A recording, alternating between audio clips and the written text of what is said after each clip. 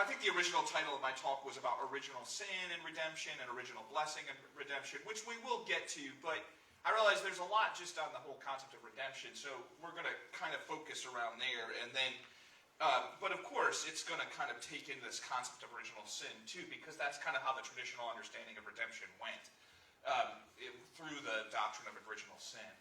So, this is called the Ischenheim altarpiece, so it's actually like a triptych, but it's a real famous depiction of the crucifixion with John the Baptist in that sort of long finger pointing towards Jesus. Karl Barth, who's one of my favorite theologians, had that hanging above his desk. And so I got a print of it, and Marge framed it for me for one of my birthdays or something like that. And she won't let me hang it anywhere because she thinks it's too gruesome. It is. Yeah, so it is. It is gruesome. And I think, as we are in Lent, we're approaching kind of Good Friday and Holy Saturday, or Good Friday and Easter. And Lent has always been this sort of time, like traditionally been this time of penance and kind of sort of dourness and kind of a sort of very serious season. And so, like, a lot of depictions of the crucifixion, etc., are with this sort of darkened background and kind of really lifting out the sort of suffering Jesus. So, let me ask you guys, what is your... Well, let me start with this first slide, and then we'll ask you some questions. So, this is a Greek word. It's tetelestai. Okay, does anybody know what it means? Morning? No? Evening? No? You're not going to guess it. You might guess it, but I would be really surprised if you can see there's a root word in there. It's telos, right, which is telos. Does anybody know what telos means? Or have you ever heard of the term teleological? Larry? I've heard of it. Okay. So, telos or teleological means the end, right? So this is Jesus' last words in the Gospel of John. It is finished. Okay. So some people you'll see that tattooed, or you'll see shirts made from it. Often our Baptist brethren will do this. So I have a story of a guy who came to my clinic once, and this is before I knew this I realized as I was looking up this word that you could find it on t-shirts and whatnot. And in fact, even Google put tetelestai tattoo as a thing. So anyway, he came in and he had that word in Greek on his dorsum of his hand. And I could read Greek, so I was like, huh. And I thought I knew what that was, and so I asked him what it meant, and he said it means it is finished. And I asked him why he got that tattoo, and he was a recovering alcoholic, and he said that it just makes me understand that I don't have to strive anymore. Like, I don't have to live up to somebody else's expectations anymore. Like, Jesus did it for me on the cross, and I feel like a great weight has been lifted off me. And I thought to myself that day, I was thinking, I've always struggled with kind of the traditional understanding of redemption, which is this idea that the cross somehow kind of lifted this sort of a burden of sin off of us. Because I've always felt like it seems sort of, I don't know, it just didn't ring true to me about the crucifixion. And we'll talk a little bit more. Of course, we're going to start with this traditional understanding, but I kind of want you to sort of keep that story in mind, because even though I'm going to sort of move beyond the traditional understanding of redemption, I don't mean to abandon that traditional understanding. It's still the main theological current of the church in its understanding of redemption, is this idea of atonement. Okay, this idea of that atonement is what the crucifixion was about. So what about you all? Like, when you hear the term redemption, what do you think of? What is your sort of thoughts about? Just give me some ideas. And it could just be a word or two, or you could actually, you could pontificate a little bit on your doctrine of redemption. But what do people think of about when they think of the redemption? Melinda? At the very most basic level, I think of, getting something back. Okay. You know, So you're talking about just the term redemption. Right. Mhm. But I prefer to think of it as taking something that didn't quite work out and making something out of it. Interesting. There's a line from Paul that says, may your lives redeem the times. So in other words, the times are, I think he says, the times are evil. May your lives redeem the times. Like, may they make something good out of an evil situation. That's great. I also read this other piece just a few weeks back. I think when I was reading Teilhard or something, and it wasn't Teilhard, but it was somebody else who said, suffering exists, but it needs to be redeemed. And I thought, oh, that's a really interesting statement. And what he meant was suffering to us as an affront, to our sense of rightness. Like, why should we suffer? Why should Ukraine go through what it's going to... There needs to be an answer. There needs to be something redemptive about it. Otherwise, it's a little bit like, it's a really cause for despair. Maybe. This was his thought. I thought, suffering exists, but it needs to be redeemed. It's kind of like what you're saying. Something needs to come out of it. It can't be just a surd. You know what that means, a surd? It's like in mathematics, a surd is something that cannot be understood. It cannot be reduced beyond what it is. There's nothing beyond it. Like if suffering just becomes nothing beyond it, it's difficult for us, I think, as human beings, psychologically and philosophically. So, anything else? What do other people think about when they think of redemption?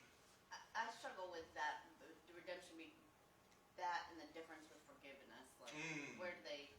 I know they're not the same. How do they go together? How do they not? What's your thinking about it? Like, how do you like, if you were going to give me a first estimate, well, how would you say that they are overlap or don't? Well, I like redemption. I like the thought of being redemption better, just because it has an idea of shining around it. That makes sense. Where forgiveness it doesn't. I mean, it seems more punitive. And very good. Yes. So, and when we get into the traditional understanding of redemption, that whole idea of the punitive nature of redemption will come out a little bit more. And so that's really interesting. Yeah, like, because redemption has a certain, I think it has a certain liberating idea behind it. I think it's also... But let me say one thing. Sorry, Larry. Let me just say one thing. So forgiveness has this idea that sin puts us down here, we forgive back to the level. Redemption, in a sense, has this idea that it goes beyond. We're not just bringing us back to the status quo, but we're creating something new. Sorry, go ahead, Larry. I think there's a pervasive yearning that suffering has some purpose or meaning. Yeah. And sometimes that's it. I mean, if it has some meaning, then we're okay. Right. And there's this real attempt to sort of put meaning around it. And, yeah, that's good. And we can come back to that because I think that has a pastoral implication or a kind of how we interact with the suffering, with people who are suffering before us, Because, this idea of, yeah, we can look back on our own suffering, and sometimes even when we're in the midst of our suffering, we can see something good in it, like I'm kind of glad I didn't get that job because in the end it opened this other opportunity up for me, it really hurt me that I didn't get that one, that I suffered, but this other opportunity. But would you go to Ukraine right now and be like, I'm really sorry you all lost your husband or your brother, etc. in this horrible war, but you know that 1 one day this is going to be all amazing. We're going to look back and be like, I'm so glad that happened. I mean, that would be horrible. So, so anyway, exactly. We do look for some meaning behind suffering. Frankel, Yeah, man's search for points meaning. the way to that. Yeah, absolutely. And he really, but he was also talking, I mean, he could speak like that because he was talking from his own experience. He was trying to redeem that by becoming a scientist, he said, I decided I would see what it was that made people survive this thing. Rick, I also think of with redemption of grace too. Okay. That is not necessarily Earned. deserved. Right. It's a gift. It's a gift. Good. Yeah. Anybody else? I could have picked gazillions of quotes, but I just picked two because I wanted to kind of bring out two things that tend to be sort of more traditional understandings. This one from 1 Corinthians, do you not know that your body is a temple of the Holy Spirit who is in you, whom you have received from God? You are not your own. You were bought at a price, right? This idea of redemption. Redemption does come from a slavery context. It's not emancipation. That is the word, but isn't there another word for when you buy freedom of this? Manumission. It's kind of has this manumission history to it. They didn't redeem cans at the store. They redeemed people. That was the big thing. And remember, debt slavery was a thing. Like if you couldn't pay your debts, you could offer your child or somebody within the within the family to be the person's slave for a while. And so this idea of being bought with a price by that sort of in Paul. This is from Hebrews, and first he said, sacrifices and offerings, burnt offerings and sin, offerings you did not desire, nor were you pleased with them, though they were offered in accordance with the law. Then he said, here I am, I have come to do your will. He, meaning Jesus. He sets aside the first to establish the second, and by that will we have been made holy through the sacrifice of the body of Jesus Christ once for all. So he becomes the sacrifice for, once and for all. We no longer need to do recurrent sacrifices at the temple to atone for the sins of people. So that's those two themes, right? The idea of being bought by Jesus' death, like we have paid off the debt, and that idea of sacrifice. Those are in the Bible. Like it's not like they're not there. So that's partly where that initial reflections about the meaning of redemption are.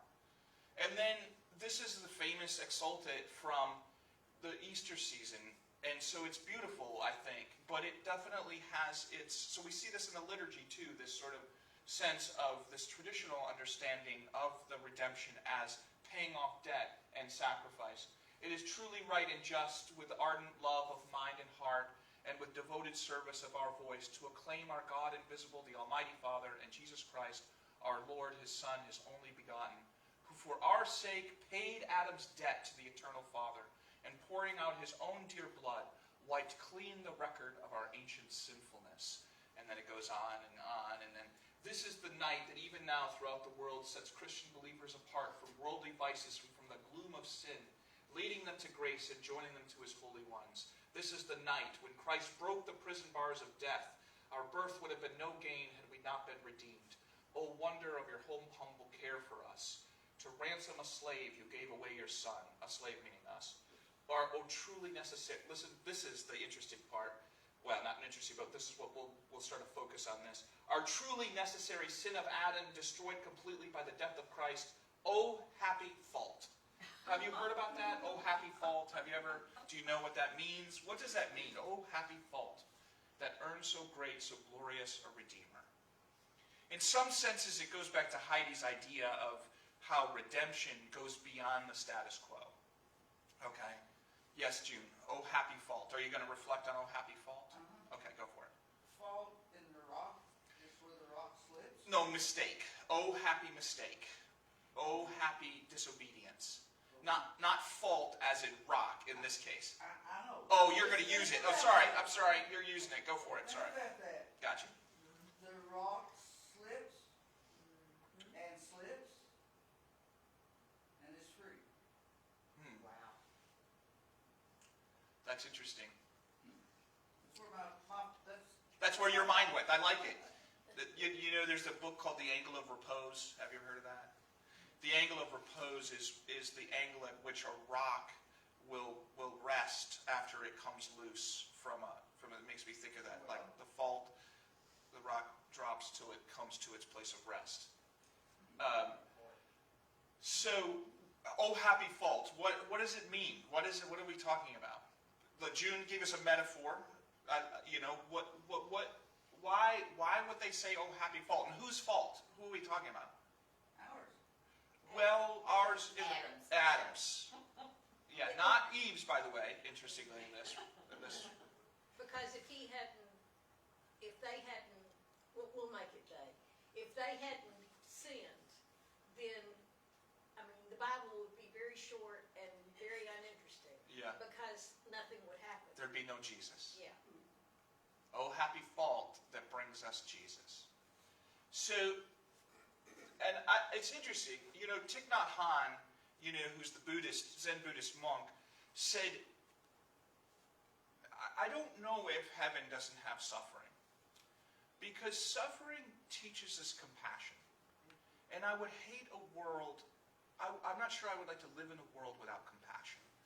So, you know, this sort of sense that living in the world of suffering actually brings us to another place is not an uncommon thought, you know, that it makes us grow. Like, you know, there's this idea of Adam and Eve being kind of in this sort of naive place, you know, like they, you know, like Melinda said, it would be kind of boring, you know, like I saw this New Yorker cartoon once, I don't know if I've ever told you guys this, and I really loved it as a book lover, right? So the guy walks into this library and he looks at all the books and he's like, are you kidding?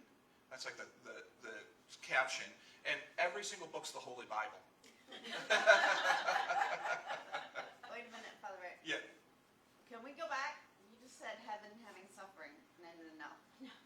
No, I said Thich Nhat Hanh said this thing. He's a Zen Buddhist monk, and his idea was that he would not. He felt that suffering taught us an important lesson. You know. But can't we? Isn't the suffering we do in our life enough to take Maybe. with us to heaven? I don't know. In the Buddhist perspective, you get reborn. Remember, until you learn all your. You know. I was just trying to use him to sort of talk about this idea that you know, could you think of suffering as having a teaching quality in a way? Like it moves you.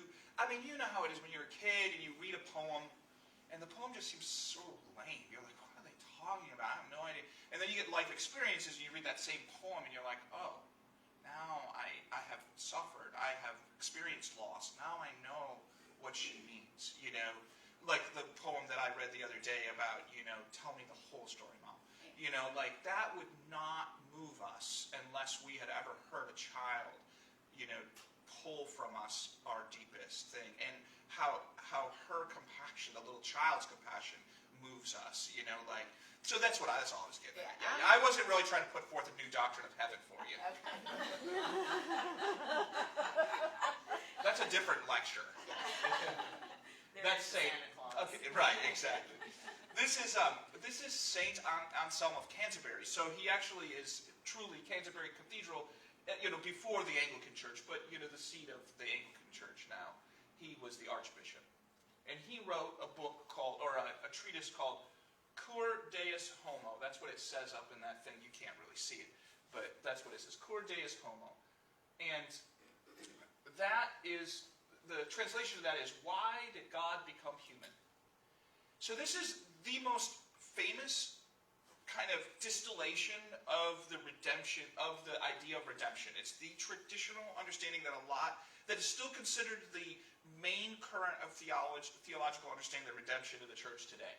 So what does it mean? So first of all, he wrote his treatise as a response. It was not something that just came out of his head. He was writing, he was an archbishop. People were trying to argue that God should never have become human because humanity is beneath the dignity of the divine. Like, why would, and it's interesting because he's writing in like the 12th century or something like that, and they're still arguing about, this. You thought we figured that out before, but no, we hadn't. And so he writes, first, and I want you to understand this because I am going to set Anselm up a little bit, and I do think his writing is still worth thinking about. But he writes about God's love of creation. Okay, so he does still found it on the idea that no, the creation is still lovable. It's not like the creation is the dirty thing and the spirit world is the good thing. He doesn't really think that way. But he does have this very transactional understanding of the redemption, if I can put it that way. And so he says, God became human to... The reason that God became human is to reconcile us to God. Okay, so what happened? Original sin happened. Adam and Eve sinned through disobedience. Okay, so he writes, now if that's the case, so this goes back again to Heidi's idea of like forgiveness versus redemption. Well, if you sin by disobedience, and you're trying to make the punishment fit the crime or the restitution fit the crime, right? What does he write that you should do? Well, it should be obedience, right? If it's disobedience, it should be obedience. I'm serious, that's like the logic, okay? It's like really that concrete. He disobeyed, so somebody else should obey, okay? Now remember, he's not making this up out of whole cloth. He didn't come up with this. He's trying to use the scriptural stories and the liturgical history of the church, okay, which still has Good Friday and Easter Sunday, still has penance and all that stuff. Like, he is working out of that. And that's the thing about, I know I sort of joked about that, but you have to understand that he's not, it sounds a little dopey, right? Like, well, if he disobeyed, then somebody should obey. But he is... he's trying to understand the faith of the community too in doing this. So this idea that obedience the obedience to God's law could be salvific is part of what we believe too, in a way, I know this year we're not doing it, but we do read the Decalogue some Lents, thou shalt not and all that. And this idea that God's law is God's will, and if we follow God's will, we attain happiness. That's part of how we believe, kind of, at least. Only another man could do it, right? Because it couldn't be an angel, because how is that making up for Adam's disobedience? If an angel did it, because an angel could do it easily, but not a man. So, and again, think of that. So it's very much focused on this sense of God's justice. Okay, not that God... So one way I've heard this sort of portrayed is like God is like this sort of petulant old man. And it is usually an old man. And we sinned, and God's going like this. I can't believe them. I can't believe they did that to me. I am never going to turn my face toward them again. And then Jesus, the Son, comes up to God the Father and is like, Dad, they're nice people. Can't we give them a break? Nope, not. I got an idea, Dad. I got an idea. What if I go and you punish me for what they did? Would you then turn your face? Well, sure, but you'd have to die. Dad, I can do that for you. I can do it. And you have to spill real blood. Okay, Dad. All right, fine. Let's do it. Let's go. I'm ready. All right, that's kind of how that tradition, that's a way that can be portrayed. And honestly, let's think about it. That's kind of a lot of the ways some of us may have sort of had that idea in our mind in our childhood and stuff, and the way it's really still preached sometimes, The blood of Jesus, that's what got us free, And yeah, if you have this sort of mystical sense of blood, you may be able to kind of think about it in a magical sense. But most of us, when we think of blood, we think of some violent act, And so the story begins to become only violence could appease God. Right? That's how this can sound and how it has been used. But St. Anselm was really, he was just trying to understand. He was trying to say God is just. In other words, that's part of who God is. And God couldn't just let go of God's justice. And if God's going to put the law down, and where does he put the law down about this obedience thing? In the garden itself, right? He says to them, don't eat of this tree or you will die. He already says that. Well, how is that interpreted? That means that you break that law, and guess what happens? Death. So, you see how this, you can sort of see how this logic begins to unfold. If death is the punishment, it's kind of like, think about it from a parental perspective. I'm going to take away your car, Luke, if you do that again.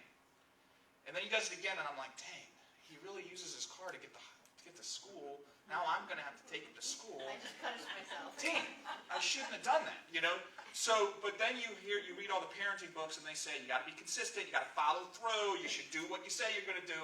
So remember, God doesn't take it back. According to this idea of God's justice, if God says he's got to kill you, he's got to follow through.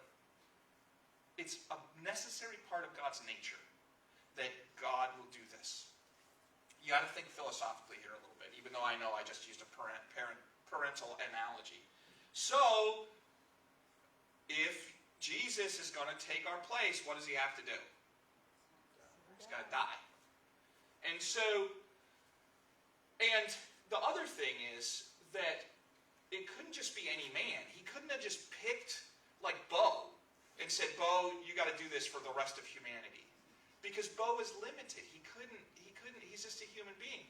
So, unfortunately, God had to be God too in doing this whole thing to make it. You see the logic? This is. I'm just trying to sort of show you the logic. I'm not asking you to buy the logic. I'm just asking you to see the logic. Okay? Father Rick, why did it have to be a violent death versus... Very good question. So he does not, and forgive me because I don't know, I don't remember whether or not he actually says why the cross and why not other.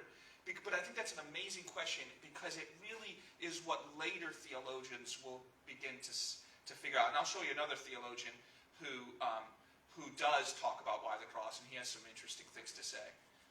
One of which is that he's in the air, and the demons are flying around in the air, and so he can clear the way of the demons for the soul's journey to heaven. Isn't that interesting? So anyway. Okay, now, but God is just, but also loving. Right? So, God is just and loving. God is just and merciful. So God had to punish the sin, but also wanted to do so by not destroying all humanity. Okay, so that's part of this logic too. That this is actually an act of love. Okay, now, you can see how that can get twisted in the minds of people, especially, and I read this really great story the book is called, forget now, but it's Roberta Bondi, it is called The Green Tile Bathroom. And she talks about growing up as a young girl and watching her mother in a sort of abusive relationship, and which eventually the mom and dad divorced. But she watched her mother kind of sacrifice so many things for her. And she learned, basically, that the woman's role was to sacrifice for others. For their children, for their husband. That sacrifice becomes an act of love. And they don't focus on the love part of it. They focus on the sacrifice part of it. So all of a sudden, sacrifice, it's not like you critique the sacrifice by looking at what really loving is. You critique loving by looking at how sacrificial you are. Okay? And that's in a lot of people's psychology, right? The more I give up, the more loving I am. You don't start from the idea of, well, what do I think love is? Maybe I think love is mutuality. Maybe I think love of self actually helps me love others. Maybe I think love is really about freedom. Now, like loving somebody else into their own freedom, loving somebody else into their own authenticity. If you think that way, if you start there, it's very hard to kind of like then look at sacrifice as the only way to love. But if you start from sacrifice, then if you're not giving something up in your love, then you're not good. You're not good enough. Now, that's not to say that sacrifice is not part of love. It is part of love, and parents and mothers especially know this. But the idea is the emphasis, you know. So, anyway, and therefore, and Anselm says, God had to become human. God had to become human. It was necessary. That's him. He looks like a nice guy, doesn't he? So this is another famous theologian named Athanasius who wrote a little bit of a different take on sort of why God became human. Now, you say, well, why are you focusing on the incarnation? First of all, that's the title of his treatise. That's why that's up there. But second of all, Anselm will say in the middle of it, or maybe Athanasius will say, he'll say, you know, you wonder why I talk about anthropology in order to talk about redemption. He says, I have to talk about anthropology so you understand why there was a need for redemption. So we have to talk about the whole of Jesus' life to understand redemption. He starts from this slightly different thing that Anselm does. And by the way, he wrote before Anselm. But he is I'm not trying to go in chronological order. I'm trying to show you different theological streams, okay? So this is a different stream. It sort of starts with God's goodness. And the Franciscans, who we'll get to, probably maybe not now, but sometime in the future, we'll really start from this idea of God's goodness too. Out of that goodness God created. It was an overflow of the goodness. So the creation was an overflow of goodness. And God created all things out of nothing by his own word. So, interesting, another thing is you see that the word, Jesus, is present at creation. Okay, who does that remind you? It might remind you of somebody we talked about before, Christ being part of the created order. Teilhard de Chardin, remember, like Christ is Alpha and will be Omega too. And this is kind of interesting. So humankind, though, was created a little specially. They were given rationality, which in the Greek is logikos, mind or consciousness. And I know that's a little anachronistic to think that they were talking about consciousness, because that really wasn't quite it was a little bit of a philosophical concept, but he really says that he talks about the reflective mind. What makes humans so close to God is the fact that we can kind of reflect, and we can sort of think, not just rationally think, but that we can actually kind of think and praise God, he says, with this consciousness. We can be aware of God in creation. So that's what he said. That's what he thinks makes it that us have a share in the word, which from the Greek is logos. So you see logikos and logos. An image of the word, and could share in the divine life, therefore. So, what happened according to him? Well, again, we go back to this concept of original sin again, So, if we just sort of didn't disobey, we would have been in the garden and we could enjoy this life. So again, think of this, how he begins, right? There's this theory called your protology is your eschatology, and your eschatology is your protology. So that means how you think about the beginning makes you think of how it's going to end, and how you think about the end makes you think about how you began. So if you begin not with disobedience alone, but with this sort of idea of enjoyment, humankind was created to enjoy life. Okay? But what happened? We turned toward the nothingness out of which we were created. Okay? And this is sort of Augustinian, right? And remember a little bit of Augustine, he still has this sort of idea that matter and the dust have this sort of dragged down part of us. The nothing. The nothing becomes, we still have it. Freud would call it this death instinct.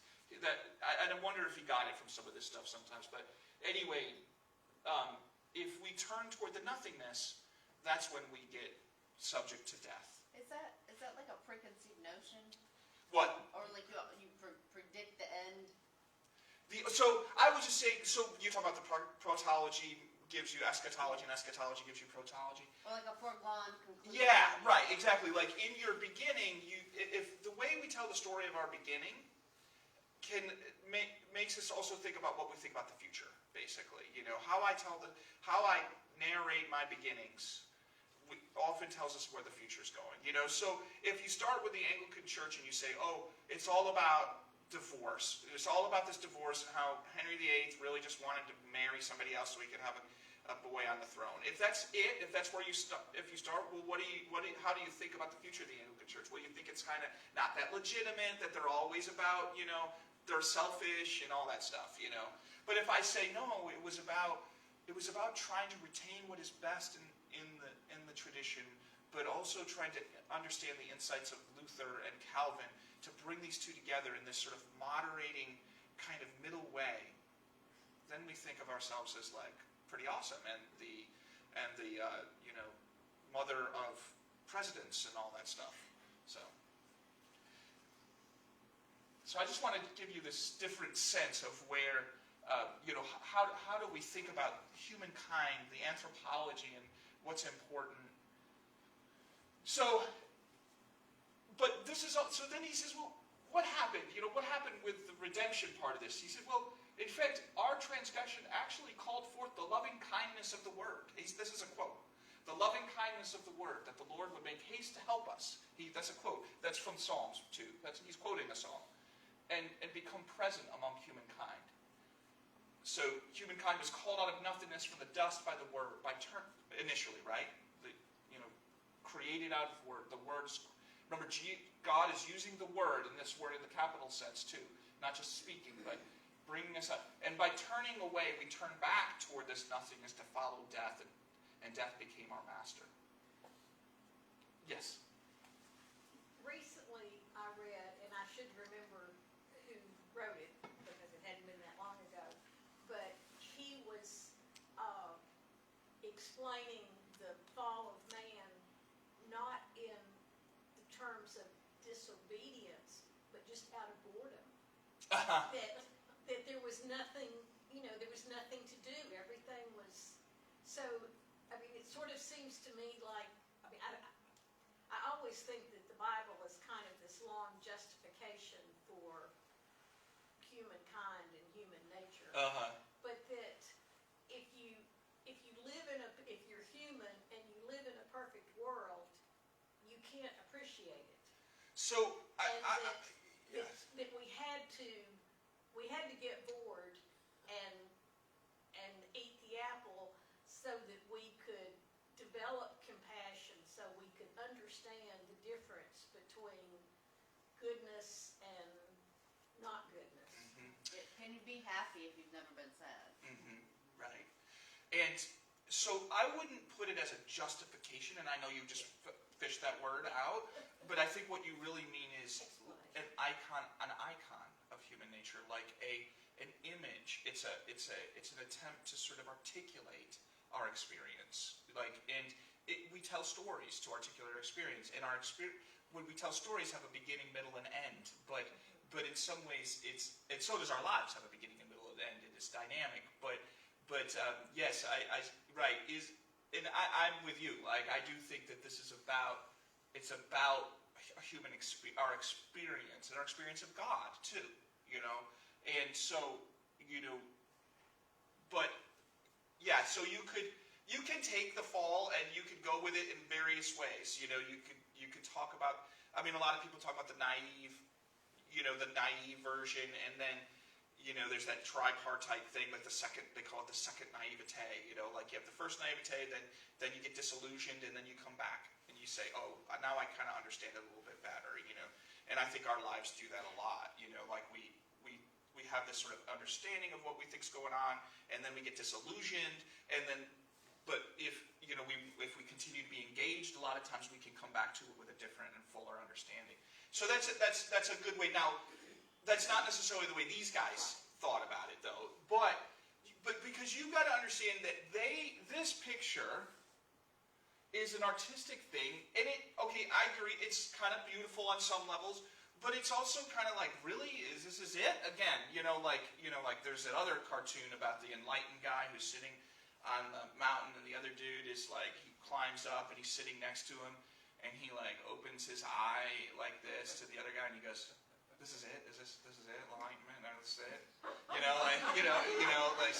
So you'd be like, "Ah, that's cool." Like, but after a while, you get kind of a little bored of seeing the cheetah and the, like, what else are we gonna do?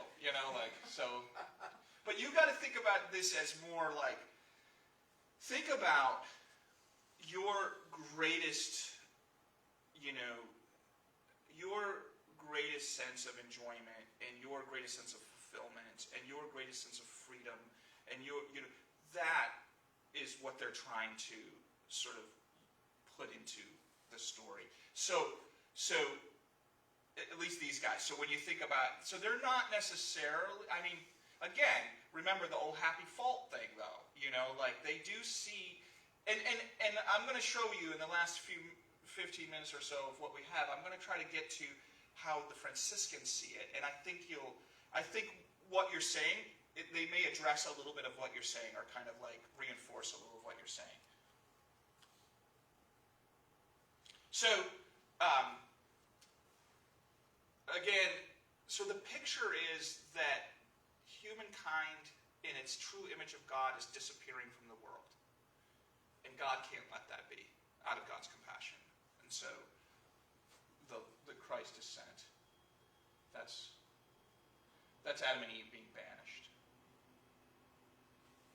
So, I'm going to kind of go through this a little quickly, just because I want to sort of introduce Francis at least. Yeah. So again,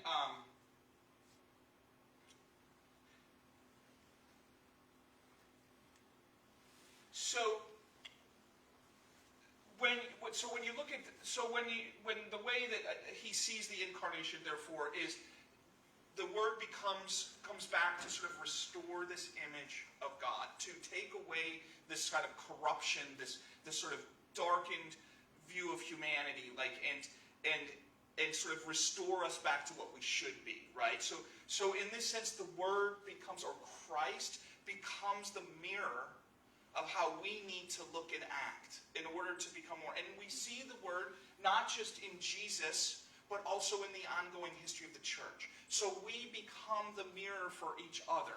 That we form each other. We're being reformed. The redemption from Athanasius' point of view, like redeems the whole of creation. Okay? So just kind of hold that in your mind. That in his idea, the creation itself becomes a kind of new place where we can become formed. Remember Teilhard's idea of everything tending toward the Christ? So we begin to see Christ not just in Jesus and the church, but also in the world itself. And we, now that we have been enlightened, so that's remember that too, part of baptism and stuff. We don't really think about this very much, but so during the season of Lent, that it was a time of instruction of the catechumens. And at a certain point, they became the illuminated, okay? They were, or the pre-illuminated. They were going to become enlightened. So that's part of Christian history, this idea that baptism enlightens us. We see the world anew. So part of Athanasius' idea of why God became human was to enlighten us. To rescue us, yes, but to enlighten us to Christ everywhere. Okay, so, and this is a quote from Athanasius. The sun hid his face, and the earth quaked at the death of Jesus. And so witnessed themselves, creation witnesses themselves, that this was just not the Son of Man, but the Son of God. So creation can sort of see Christ.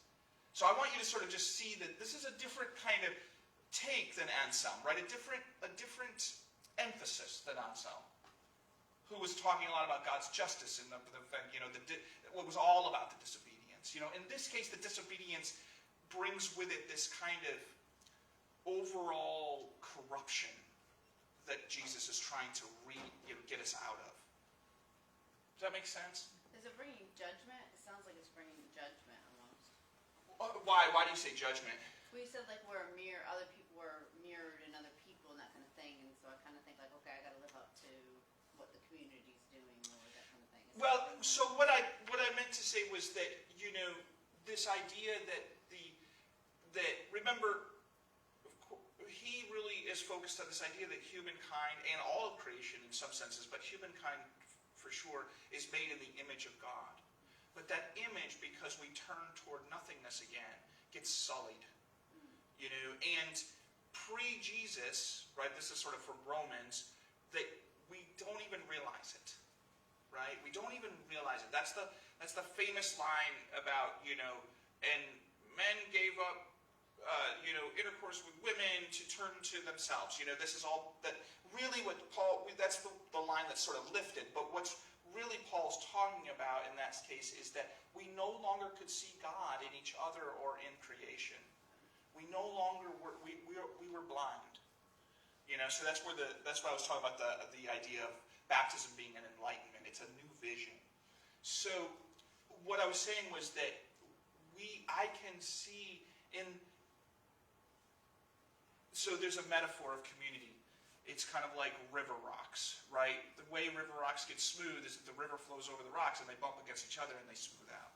You know, so I am formed by my community, you know, and not just in a human sense, but also in a sort of mystical sense, because we're all being formed toward the body of Christ. Does that make sense?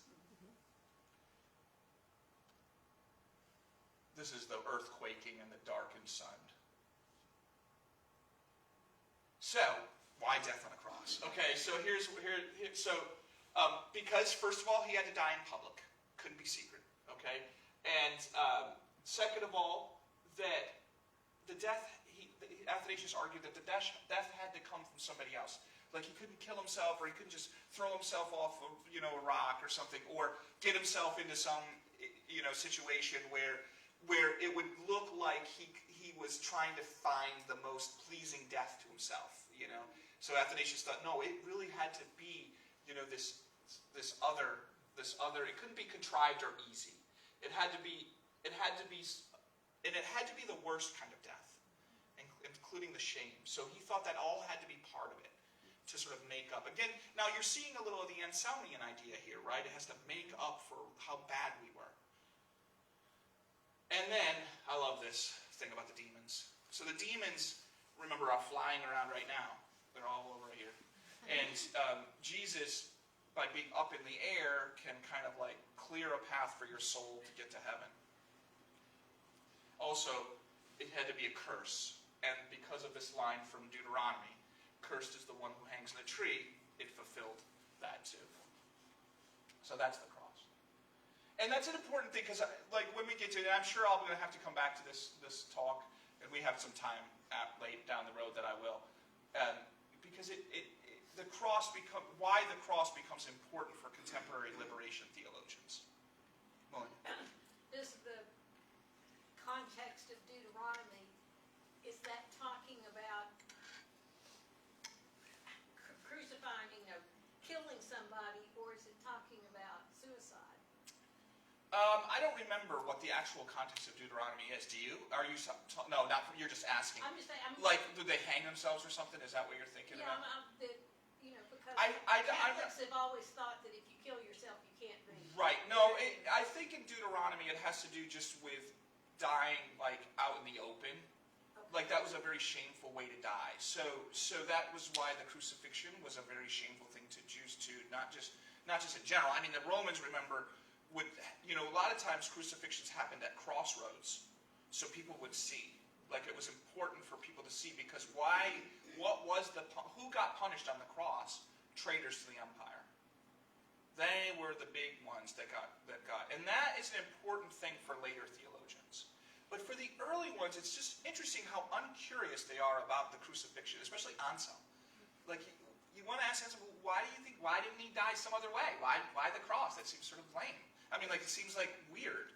You know, he like sort of totally abstracts from the historical context of what's happening. And I don't even mean he had to be like a contemporary historian. I just mean like he doesn't even refer to the Gospels in that way. Like, why did Jesus die on the cross? Because he was trying to teach this teaching that nobody liked. All right, I'm going to skip over baptism. I've talked a little bit about it. Oh, I do want to say one thing. So, one of the reasons I focused on that idea of corruption and, that our image was sullied was because so it wasn't just death that was our master, but Satan became our master. And one of the important things in preparing for baptism was this thing called the scrutinies. So the scrutinies, do you guys know what the scrutinies are? Have you ever heard of it? Anybody? Dory, have you ever heard of the scrutinies? I don't think I have. Yeah, so this is kind of interesting. This is something I came up with in this research. The scrutinies were originally like a medical exam. And they had to look for bodily signs of demon possession. And so, because remember, that's what you got to think. This is how they were thinking. That's why some of this redemption stuff seems a little out there, because it's like they're thinking that we're possessed. If you're unbaptized, you're possessed still. So you couldn't be baptized if the bishop found you had a... No, you had to be exorcised. And so that was the next step. You get exorcised if they found it. So what would be a sign? Eczema. Hair loss. STDs would be a real bad one. What if you had a strawberry, like you were born with, like one of those? Yeah, I don't know. I actually don't know historically what they actually, but I do know rashes were a big thing about it, and sort of, and the whole STD thing comes from the fact that if you had what they call discharges that from any orifice, that was a sign of demonic possession. So the scrutinies are still part of the rite of RCIA and the Catholic Church, not the physical scrutiny. It becomes more of a spiritual scrutiny. And it's partly our questions, do you renounce Satan? Right? Do you renounce Satan? That comes from these scrutinies. Sounds like that should be part of a Disney movie. Yeah. Scrutinies. The scrutinies. All right, now I'm gonna sort of leave us with a different understanding of redemption, and we can come back to this in more detail at some point if you all want to. So Saint Francis starts with a different perspective.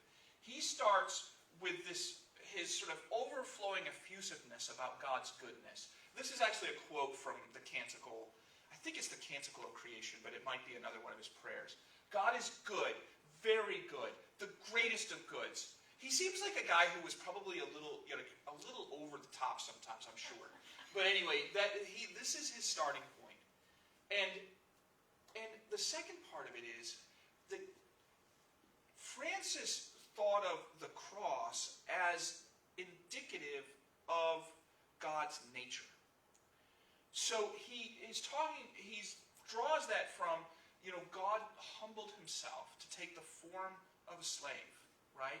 So that's called God's self-emptying, or kenosis. And so it's God's nature to go among the poor, to be a minor. And then and we'll come back to that. So to become humble like the creatures, that's God's movement. So Anselm, remember, it's all about God's justice.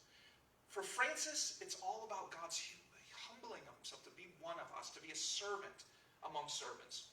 And so, and also, he also is one of the first to sort of talk about creation as being, remember, not the first, remember Athanasius had it too, but he's very much about creation reflecting. So the old idea of preaching to creation was not just because he was some, proto-environmentalist, but really that he thought that all of creation needed to come towards that Christ omega point, right? He doesn't call it the omega point, but, you get it. He's preaching to there's a song that says, let the sun and moon praise the Lord. Let the dew and, the dew and whatever praise the Lord. Let the frost and ice praise the Lord. As if humankind is calling all of creation to praise God, right?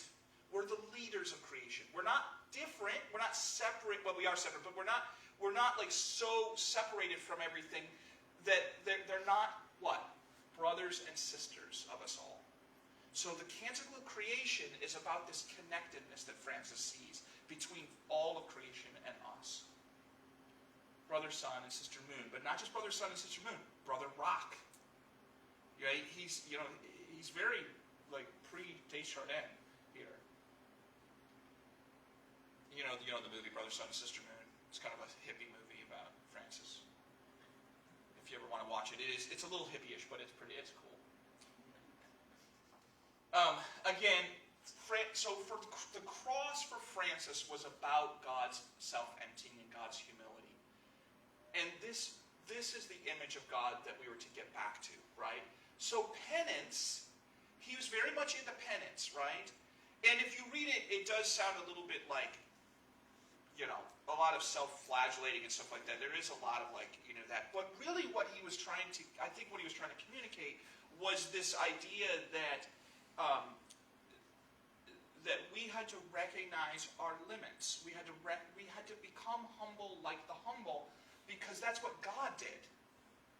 So what we're giving up the things that draw us away from God, draw us away from this image of God who we were to begin with. It's not just about feeling guilty and punishing yourself because you eat too much chocolate or something like that. So I'm going to give up chocolate. It's more about is chocolate an obstacle to me being the God of the humble? Being like the God of the humble? So remember, the brothers and sisters who followed Francis didn't own anything. And so they were to become materially poor. The cross for Francis is this stripped down. Remember, go back to the first image. It's this naked person, with his arms outstretched. I forgot to tell you, that's the other reason for the cross according to Athanasius, the arms outstretched to grasp all of humanity. Dory's talked about that image of this sort of, so Athanasius thought that he should have his arms outstretched, But, so for him, so if you read about Francis, I've always thought about this, there's a thing called the Order of the Brothers Minor and the Orders of the Sisters Minor, and I always thought, I wonder if there was a Brothers Major. Well, there is none. There is none, Brothers Major. Because if you were in an Italian town, the rich neighborhood was called the neighborhood of the majors, and the poor neighborhood was called the neighborhood of the minors. And so what he meant was, you have to go live with the minors. You can't be up in the major, which is always up. It's truly up geographically to up the hill. So that's who the minors were. You were to live among the minors of the world. So the last thing, I just want to say this. This last thing, no one should be called first, but actually the word is prior. A prior is the leader of the group, right? If you're the prior of the monastery, you're the abbot, basically. But it really translates as first. No one is called first. Each one of us should wash the feet of the other. That's part of his rule. This is them during the plague. During one of the plague years. Okay, last minute, and I'm just going to introduce John Duns Scotus. So, for Scotus, God became human not as a result of sin. So one of the things, and somebody's asked me this at one time, if Adam had not sinned, would God have become Jesus? Would God have become incarnate? What's the answer to that? If Adam had not sinned, would there be Jesus? You got 10 seconds.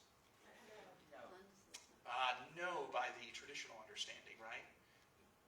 God had to become human because of our sin. Not according to Scotus. According to Scotus, the greatest good was redemption. Okay? So the greatest good was this glorification, actually. I said redemption, but really glorification. Of who first? Christ. Christ first. Then humankind. So for Scotus, and you guys don't have to understand this all. I'll come back to it at some point. But for Scotus, the incarnation was the plan. Glorification was the plan. From the beginning. Becoming human was not plan B. It wasn't that God thought, like the garden, how great. No, for Scotus, there was something beautiful about the world as it was and how and as it is becoming. Okay? And it's better, so what's better according to Scotus? To redeem somebody from sin or to glorify somebody? What's better? What's better, to bring them here or to bring them here?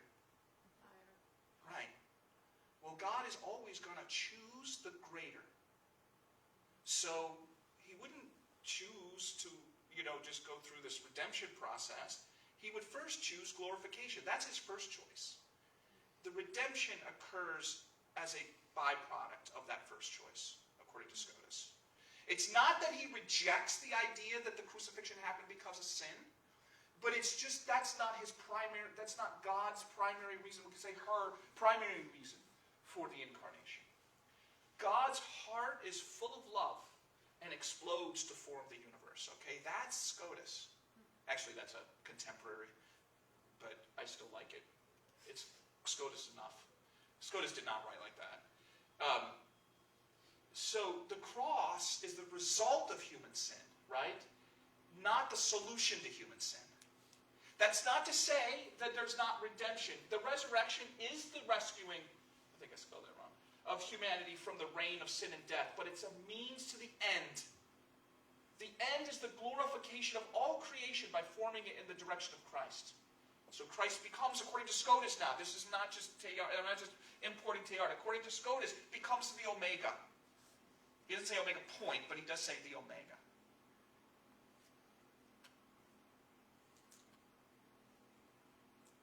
So they call this the primacy of Christ.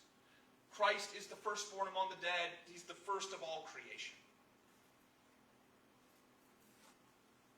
All right, now I'm done, really, for now. But I want to show you what the last bit is, real quick. And this is Christ as firstborn of all creation. So I already told. This is the argument that I just went through. So for now, we'll end there. Okay. So redemption comes from the overflowing of love.